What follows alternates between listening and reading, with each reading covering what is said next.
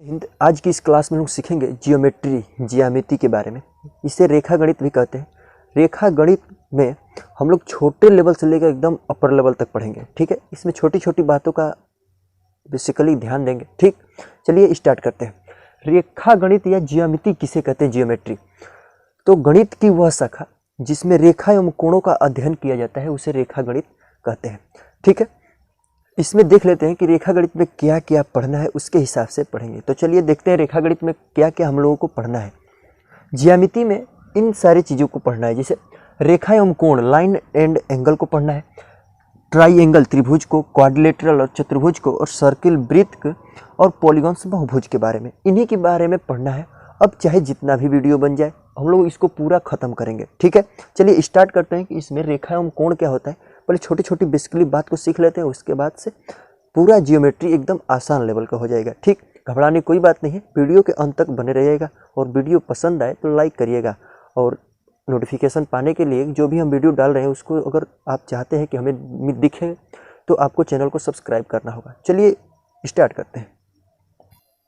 चलिए तो रेखा के बारे में पहले समझते हैं। रेखा समझने से पहले, उससे पहले हम लोग पॉइंट के बारे में जानते हैं कि पॉइंट क्या होता है। बिंदु, बिंदु, पॉइंट, पॉइंट किसे कहते हैं? चलिए तो पॉइंट के बारे में जानते हैं कि पॉइंट किसे कहते हैं। तो एक ऐसा निशान जिसका न ही लंबाई और न ही चौड़ाई हो, जैसे एक ऐसा निशान लगा दे हम लोग, ऐसा एक मार्क लगा दे जिसका कोई लंबाई न कोई चौड़ाई हो, उसे पॉइंट कहते हैं, ठीक। अब कई सारे पॉइंटों को एक क्रम में लिख दे, एक क्रम में सजा दे, कई सारे पॉइंटों को एक क्रम में सजा दे,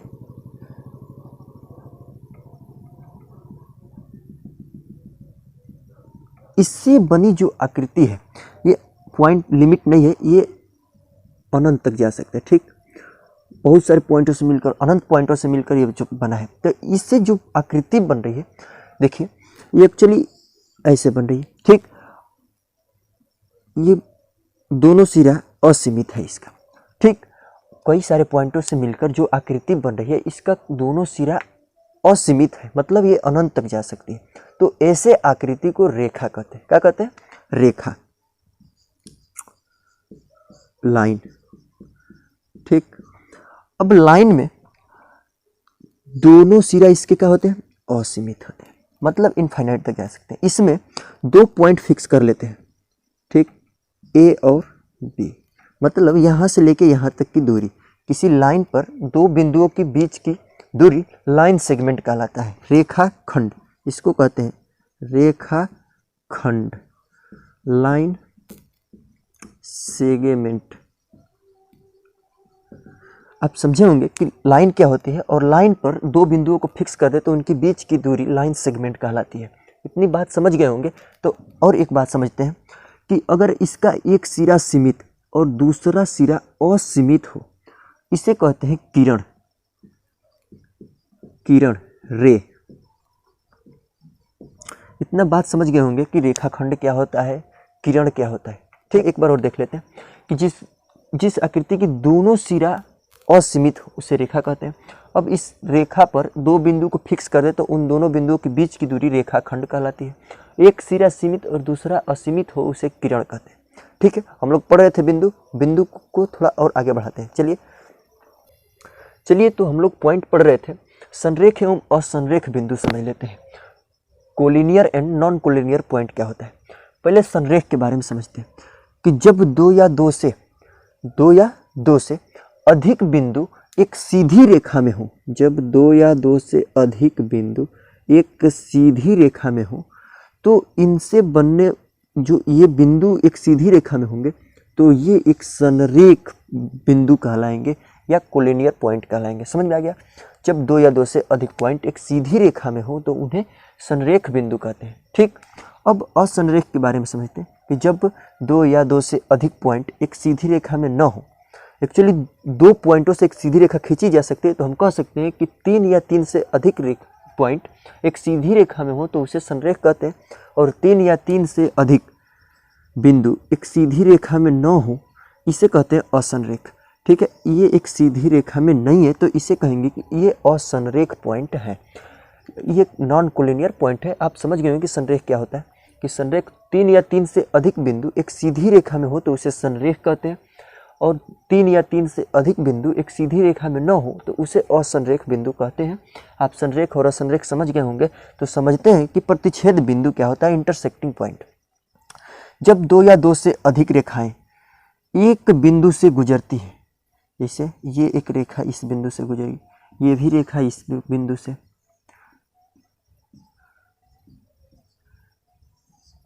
तो इस बिंदु को प्रतिच्छेद बिंदु कहते हैं, इंटरसेक्टिंग पॉइंट कहते हैं। और इन रेखाओं को संगामी रेखा कहते हैं, कॉन्करेंट लाइन, इन्हें कहते हैं संगामी रेखा, संगामी रेखा, कॉन्करेंट लाइन, ठीक है। और इस बिंदु को प्रतिच्छेद बिंदु कहते हैं, इंटरसेक्टिंग पॉइंट। आप समझ गए होंगे कि प्रतिच्छेद बिंदु क्या होता है, संरेख बिंदु और असंरेख बिंदु। क्लियर है? चलते हैं थोड़ा और आगे। चलिए रेखा के बारे में समझते हैं। लाइन, रेखा का डिफिनेशन बताने की ज़रूरत नहीं है, मैंने पीछे बताया था कि क्या होता है रेखा, कई सारे पॉइंटों से मिलकर बनी होते हैं। इसमें रेखा में पहले नंबर पर हम पढ़ते हैं वक्र रेखा क्या होती है, वक्र रेखा, कर्व, कर्व लाइन, ठीक। दूसरे के नंबर पढ़ते हैं सरल रेखा, सरल रेखा, स्ट्रेट, स्ट्रेट लाइन। उसके बाद पढ़ते हैं समांतर रेखा, समांतर रेखा, पैरेलल, पैरेलल लाइन। आगे पढ़ते हैं तिर्यक रेखा, तिर्यक रेखा, ट्रांसवर्सल लाइन, ठीक है। इनके बारे में एक एक करके समझते हैं। चलिए, तो वक्र रेखा, कर्व लाइन क्या होता है, जिसे ये एक सीधी रेखा में ना हो, ऐसे ऐसे हो रेखा, तो इसे बोलते हैं कर्व लाइन, ठीक है। सरल रेखा का होता है एक स्ट्रेट लाइन, एक सीधी रेखा को सरल रेखा बोलते हैं, जो नॉर्मली हमने पढ़ा है, एक सरल रेखा इसको बोलते हैं या स्ट्रेट लाइन, ठीक। समांतर रेखा क्या होती है कि जब 2 या 2 से अधिक रेखाएं, जब 2 या 2 से अधिक रेखाओं के बीच की दूरी, बीच की दूरी, जैसे यहाँ पे 5 सेंटीमीटर है इनकी बीच की दूरी, तो यहाँ भी 5 सेंटीमीटर होनी चाहिए, यहाँ भी 5 सेंटीमीटर होना चाहिए, तो ये एक रेखा, ये दोनों एक दूसरे के समांतर रेखा होंगे, ठीक। समांतर रेखा भी समझ गए। तिर्यक रेखा क्या होती है कि 2 या 2 से अधिक समांतर रेखाएं हैं, तो अगर इनके साथ कोई अन्य रेखा है जो समांतर नहीं है तो तिर्यक रेखा कहलाती है, ठीक है। आप समझ गए होंगे ट्रांसवर्स लाइन क्या होता है, पैरेलल लाइन, स्ट्रेट लाइन, और कर्व लाइन क्या होती है। एक समझते हैं संगामी लाइन, संगामी रेखा, संगामी रेखा, जिसे कॉन्करेंट, कॉन्करेंट लाइन, ठीक है। जब कई सारी रेखाएं एक बिंदु से होकर गुजरती है, एक बिंदु से कई सारी रेखाएं गुजरती हैं, निकलती हैं, तो इनको बोलते हैं संगामी रेखा। ये सारी रेखाएं एक दूसरे का है संगामी, संगामी। इस बिंदु को प्रतिच्छेद बिंदु या इंटरसेक्टिंग पॉइंट कहते हैं। आप लाइन के बारे में समझे होंगे, बिंदु के बारे में अच्छा से समझ गए होंगे। अब समझते हैं कि कोण क्या होते हैं। कोण को समझते हैं, कोण, एंगल, ठीक। एंगल क्या होता है कि जब एक बिंदु पर, जब एक बिंदु से 2 किरणें निकलती है, जब एक बिंदु से 2 किरणें निकलती हैं, या एक ही बिंदु पर 2 किरणें आकर मिलती हैं, तो इनके बीच की जो जगह होती है, जो इनके बीच की दूरी होती है, इसे कहते हैं कोण। आप समझे होंगे कोण किसे कहते हैं कि जब 2 या 2 से अधिक किरणें एक बिंदु से निकलती है तो उनके बीच में जो गैप होता है उसे कोण कहते हैं। कोण के प्रकारों के बारे में समझते हैं। चलिए देखते हैं। पहले नंबर पढ़ते हैं न्यून कोण, न्यून कोण, जिसे एक्यूट एंगल कहते हैं, एक्यूट एंगल। दूसरे नंबर पर राइट एंगल, समकोण, सम कोण, राइट एंगल। आगे पढ़ते हैं, अधिक कोण, अधिक कोण ऑब्ट्यूज एंगल, ऑब्ट्यूज एंगल। इसे बोलते हैं सरल कोण, सरल कोण, स्ट्रेट एंगल, स्ट्रेट एंगल। आगे है रिफ्लेक्स एंगल, बृहद कोण,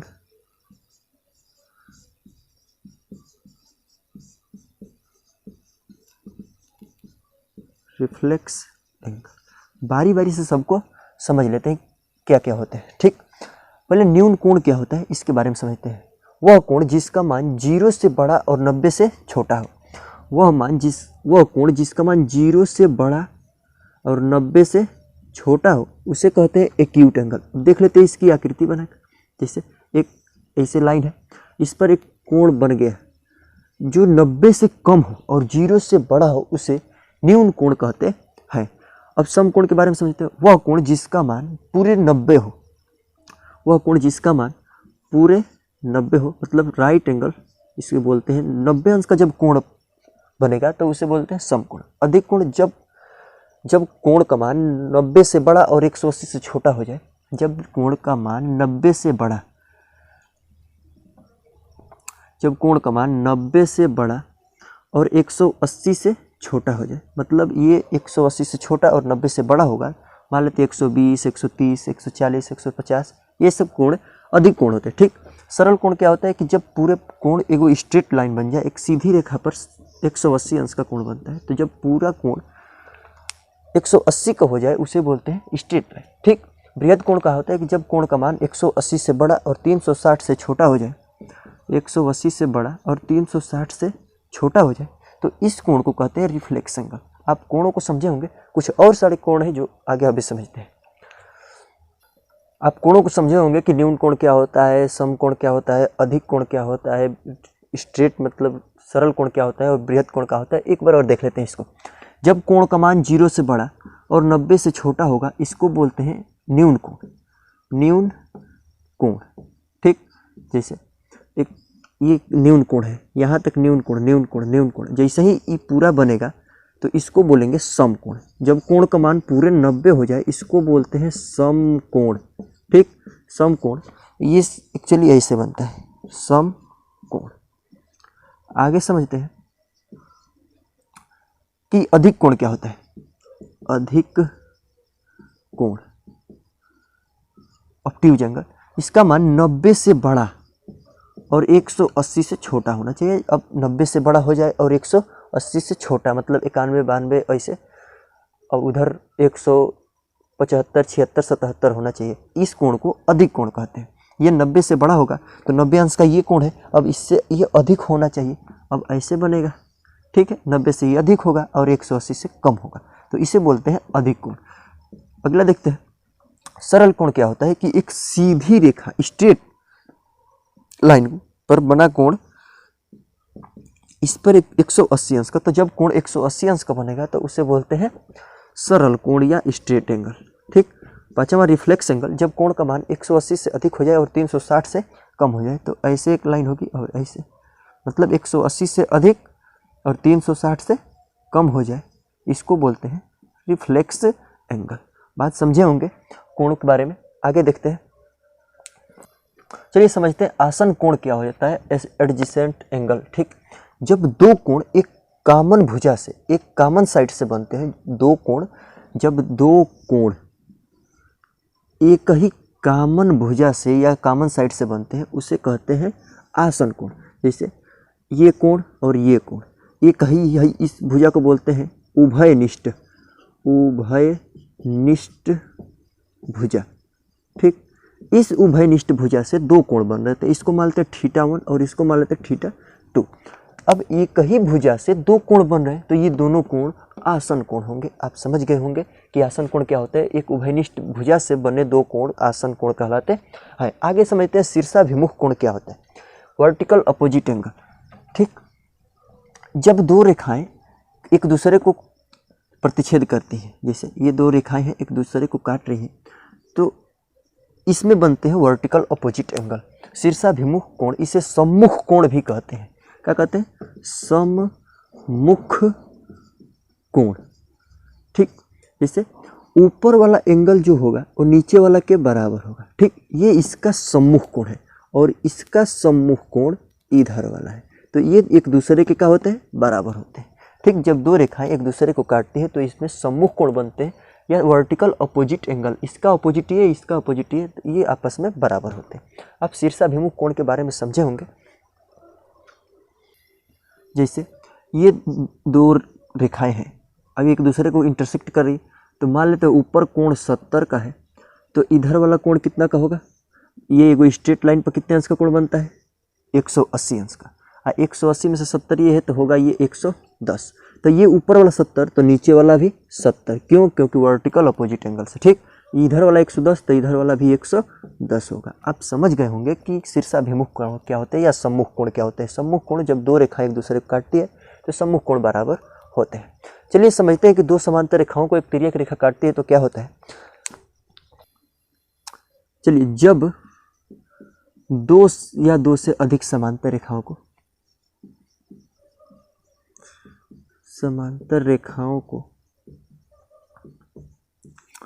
एक तिर्यक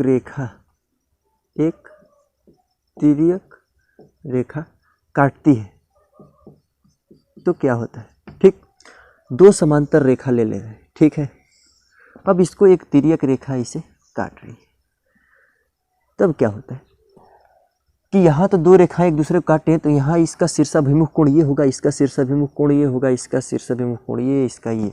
ठीक, इसमें क्या होता है कि इसमें संगत कोण होते हैं, एकांतर कोण होते हैं और अंतः कोण होते हैं। तो इस सभी कोणों का नाम रख लेते हैं। इस कोण का नाम रख लेते हैं एक, कोण 1, इसका नाम 2, इसका 3, इसका 4, 5, 6, 7 और 8, सभी कोणों का नाम रख लेते हैं। ठीक है, अब देखते हैं जो इन दोनों लाइनों के, दोनों समांतर रेखाओं के ऊपर बाहर जो होंगे, बाहर, इसको बोलते हैं बहिष्कोण। क्या बोलते हैं? बहिष्कोण। तो बहिष्कोण कौन कौन से हैं? कोण 1, 2 और 7 और 8, ये इन रेखाओं के बाहर है तो इसे बोलते हैं बहिष्कोण।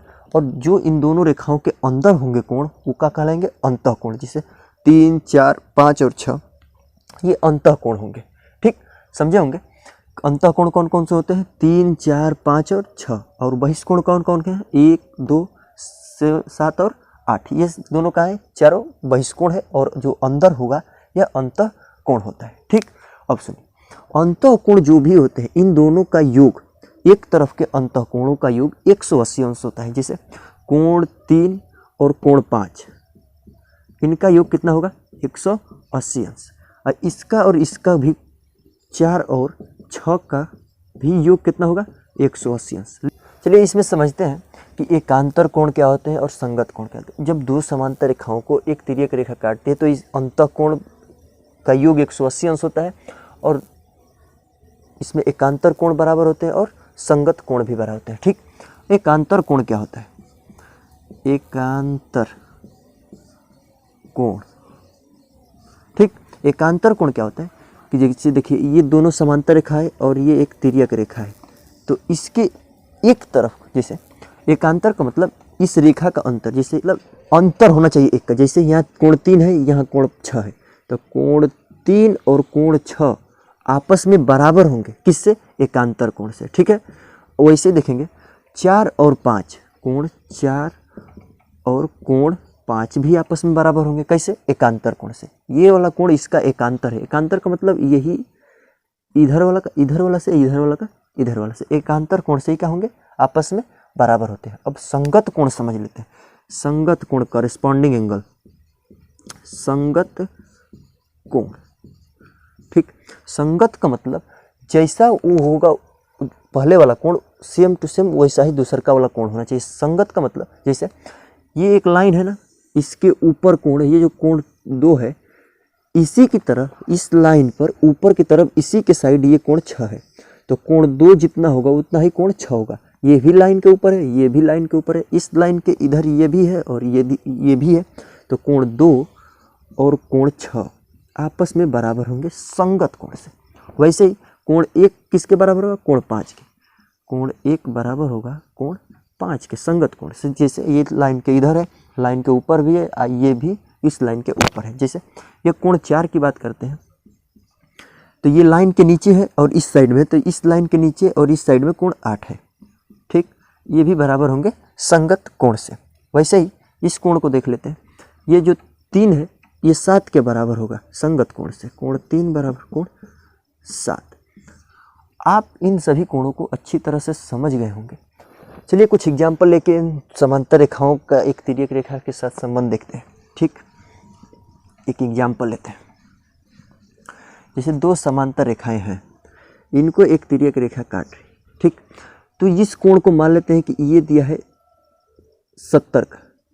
कितना का दिया है? 70 का। तो हम जानते हैं कि एगो स्ट्रेट लाइन पर कितने अंश का कोण बनता है? टोटल 180 अंश का। ये 70 का है तो ये कितना का होगा? 70 का 60 का ले लेते हैं, तो ये 60 का होगा, तो ये कितना का होगा? 120 का। ये 60 का है तो ये भी कितना का होगा? 60 का। कितना का होगा? 60 का, वर्टिकल अपोजिट एंगल से। और ये 120 का है तो ये भी कितना का होगा? 120 का। क्लियर है? अब ये 120 है तो ये भी 120 होगा एकांतर कोण से। ये 60 है तो ये भी 60 होगा एकांतर कोण से। ठीक, समझे? अब देखिए ये 60 है तो ये भी 60 होगा संगत कोण से। ये 120 है तो ये भी 120 होगा संगत कोण से। आप संगत कोण, एकांतर कोण के बारे में अच्छी तरह से समझ गए होंगे।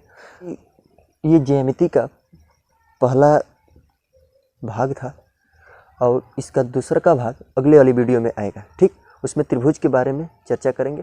तो मिलेंगे दूसरे वीडियो में, तब तक के लिए जय हिंद।